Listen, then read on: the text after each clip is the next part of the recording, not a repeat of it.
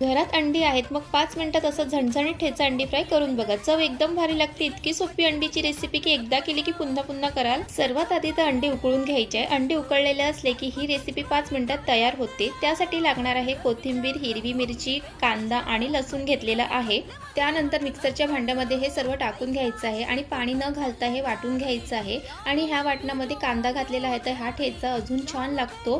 त्यानंतर अंडीचे असे 2 भाग करून घ्यायचे। मी त्यातला पिवळा भाग काढून घेते। आमच्या घरी पिवळा भाग खात नाही म्हणून मी ते काढून घेतलेले आहे। त्यानंतर गॅसवरती तवा ठेवून त्यामध्ये तेल घालायचं। तेल व्यवस्थित गरम झाल्यानंतर त्यामध्ये ते वाटण घालून घ्यायचं आहे आणि अगदी थोडंसं पाणी घालून ते वाटण छान परतून घ्यायचं आहे। त्यानंतर त्यामध्ये मीठ आणि हळद घालायचे। बाकीचे कोणतेच मसाले त्यामध्ये घालायचे नाहीये। त्यानंतर एक एक करून सर्व अंडे त्यामध्ये टाकून घ्यायचे आहे। वरून असं वाटण लावून घ्यायचं आहे आणि दोन्ही बाजूने छान असे फ्राय करून घ्यायचे आहे। आणि नंतर मग भरपूर अशी हिरवी कोथिंबीर घालायची आहे आणि तयार आहे 5 मिनिटात झणझणीत ठेचा अंडी फ्राय।